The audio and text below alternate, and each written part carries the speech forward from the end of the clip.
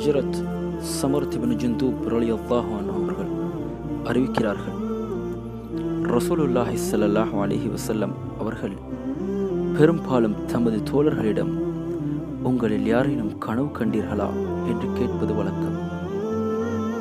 யாரேனும் தாம் கண்ட கனவை சொல்வார்கள். 2 மலக்குகள் என்னிடம் வந்தார்கள். இன்னொருவர் அவனுக்கு அருகில் தம் கையில் ஒரு பெரும் கல்லை சுமந்தவாறு நிற்கின்றார்.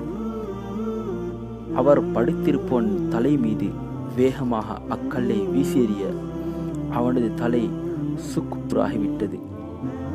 கல்லோரிடத்தில் விழுகிறது. அம்மனிதர் சென்று அக்கல்லை எடுத்து வருவதற்குள் சிதறிய தலை சரியாகிவிட்டது. பிறகு அவர் அதே விதமாய் கல்லெறிய முன்னர் நடந்ததை போன்று நடந்தது. நான் வியப்பால், சுபஹானல்லாஹ், இவ்விருவரும் யார், இது என்ன நடைபெறுகிறது என அவ்விரு மலக்குகளிடம் வினவினேன். முன்னே செல்லுங்கள் என்றார்கள். நாங்கள் முன்னேறினோம். மல்லாந்து படுத்திருந்த ஒரு மனிதனை கடந்து சென்றோம்.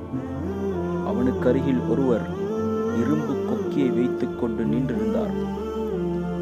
அவர் படுத்திருக்கும் மனிதனின் முகத்தின் ஒரு பக்கம் வந்து தம் கையில் இருந்த கொக்கியை அவனது ஒரு பக்க கன்னத்தில் புகுத்தி அவனது பிடரி வரையிலும் ஒரு பக்க மூக்கு துவாரத்தில் நுழைய வைத்து அவனது பிடரி வரையிலும் ஒரு கண்ணில் நுழைய வைத்து பிடரு வரையிலும் பிளக்கிறார். அது எல்லாவற்றையும் கிழித்து கொண்டு சென்று விடுகிறது. பிறகு மறுபுறம் வந்து அப்படியே செய்கிறார். அதற்குள் முந்திய இடம் முற்றிலும் சீராகி விடுகிறது. இதே போல் அவர் செய்து கொண்டே இருக்கிறார். நான் அவ்விருவரிடம், சுபஹானல்லாஹ், இவ்விருவரும் யார் என்று அந்த மலக்குகளிடம் வினவினேன். மேலும் நீங்கள் முன்னேறி செல்லுங்கள் என்று கூறினார்கள். நாங்கள் முன்னேறி சென்று ஒரு நெருப்பு குண்டத்தை அடைந்தோம். அதில் ஒரே கூச்சலும் கதறலும் இருந்தது. நாங்கள் எட்டி பார்த்த பொழுது அதில் ஏராளமான ஆண்களும் பெண்களும் நிர்வாணமாக இருந்தார்கள்.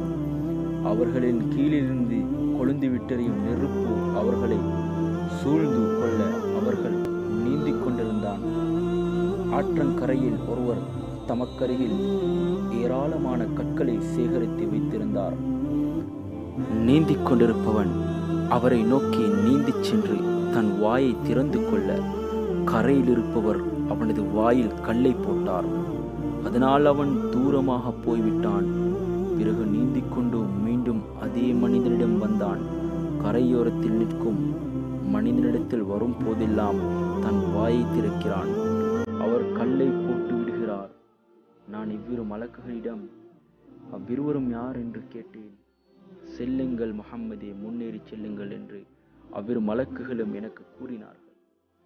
பிறகு நாங்கள் முன்னே சென்ற பொழுது நீங்கள் பார்த்த மனிதர்களில் மிகவும் அவலட்சணமான மனிதனை கடந்து சென்றோம்.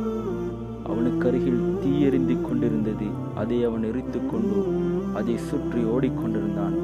இம்மனிதர் யார் என்று அவர்களிடம் வினவ, மேலும் முன்னேறி செல்லுங்கள் என்று சொன்னார்கள் அந்த மலக்குகள். பக்கத்தில் ஏராளமான குழந்தைகள் இருந்தன. இவ்வளவு அதிகமான குழந்தைகளை இதற்கு முன் நான் கண்டதில்லை. இவர் யார், இந்த குழந்தைகள் யார் என்று நான் கேட்டதற்கு, முன்னேறி செல்லுங்கள் என்று கூறினார்கள் அந்த மலக்குகள். பின்பு நாங்கள் முன்னேறி ஒரு பெரிய தோட்டத்தை அடைந்தோம். இதற்கு முன் இவ்வளவு பெரிய அழகிய தோட்டத்தை நான் கண்டதில்லை. அவர்கள் என்னிடம் அதன் மேலே ஏறச் சொன்னார்கள். நாங்கள் அதன் மேல் ஏறி ஒரு செங்கல் தங்கத்தாலும் ஒரு செங்கல் வெள்ளியாலும் கட்டப்பட்ட ஒரு நகரத்தை அடைந்தோம். நகரத்தின் வாயிலை அடைந்து கதவை திறக்கும்படி வேண்ட கதவு திறக்கப்பட்டு நாங்கள் அந்நகரத்துக்குள் நுழைந்தோம். அங்கு நீங்கள் எங்கும் பார்த்திராத பாதி உடல் அழகாகவும் பாதி உடல் அழகற்றும் உள்ள மனிதர்களை சந்தித்தோம். அவ்விரு மலக்குகளும், நீங்கள் அனைவரும் அந்த ஆற்றுக்கு சென்று அதில் குதியுங்கள் என்று கூறினார்கள். அங்கு அகலமான ஆறொன்று ஓடிக்கொண்டிருப்பதை கண்டேன். அதன் நீர் பாலை போன்று வெண்மையாக இருந்தது. அம்மக்கள் அவ்வாற்றில் குதித்தார்கள். பிறகு அவர்கள் எங்களிடம் திரும்பி வந்தார்கள். அப்பொழுது அவர்களின் அழகற்ற நிலை நீங்கி முற்றிலும் அழகு மிக்கவர்களாக மாறிவிட்டனர். அவ்விரு மலக்குகளும் என்னிடம், இது ஜன்னத்துல் அதுன் என்று சொல்லும் சுவனமாகும் என்று கூறினார்கள். இது தங்களின் வீடு என்றார்கள். அங்கு வெண்ணிற மேகத்தை போன்ற ஒரு மாளிகையை கண்டேன். இதுவே உமது வீடு என்று அவர்கள் கூறினார்கள்.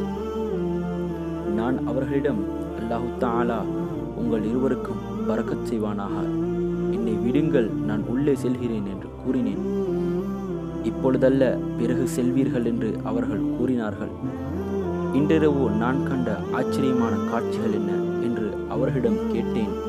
அந்த மலக்குகள், நாம் அவற்றை விவரிக்கிறோம். நீர் பார்த்த தலை நொறுக்கப்பட்டு கொண்டிருந்த முதலாம் மனிதன் யாரெனில், குர்ஆனை கற்று அதை விட்டுவிட்டவன், ஓதவும் இல்லை, அமல் செய்யவும் இல்லை. ஃபர்லு தொழாமல் தூங்கிக் கொண்டிருந்தவன், முகம் கீறி கிழிக்கப்பட்டு கொண்டிருந்த இரண்டாம் மனிதன், காலையில் வீட்டை விட்டு வெளியேறி பொய் சொல்கிறவன், அந்த பொய் உலகில் பரவி விடுகிறது. மூன்றாவது நெருப்பு குண்டத்தில் எரிந்து கொண்டிருந்த அந்த நிர்வாணமான ஆண் பெண்கள், விபச்சாரத்தில் ஈடுபட்டவர்கள். நான்காவது ஆற்றில் நீந்தி கொண்டு வாயில் கல் போடப்பட்டு கொண்டிருந்த மனிதன், வட்டி வாங்குபவன். ஐந்தாவது நெருப்பு மூட்டிக்கொண்டு அதை சுற்றி ஓடிக்கொண்டிருந்தவர், அந்த மனிதர் நரக காவலாளி மாலிக் அலைஹிஸ்ஸலாத்து வஸ்ஸலாம். ஆறாவது சோலையிலிருந்து அம்மனிதர் ஹஜ்ரத் இப்ராஹிம் அலைஹிஸ்ஸலாம் அவர்கள். அவரை சுற்றிலும் இருந்த குழந்தைகள் குழந்தை பிராயத்திலேயே இயற்கை மார்க்கமான இஸ்லாத்தில் மரணித்தவர்கள் என்று அவர்கள் சொன்னார்கள். அச்சமயம் சஹாபியர் ஒரு, யா ரசூலல்லாஹ், இணை வைப்போரின் குழந்தைகள் நிலை என்னவாகும் என்று கேட்டதற்கு, இணை வைப்போரின் குழந்தைகளும் இறந்தனர் என்று நபி ஸல்லல்லாஹு அலைஹி வஸல்லம் அவர்கள் சொன்னார்கள். உடலில் பாதி அழகற்றும் மறுபாதி அழகாகவும் இருந்தவர்கள் நல்லமல்களோடு தீமையையும் செய்தவர்கள். அல்லாஹு தஆலா அவர்களின் பாவத்தை மன்னித்து விட்டான். நூல் புகாரி.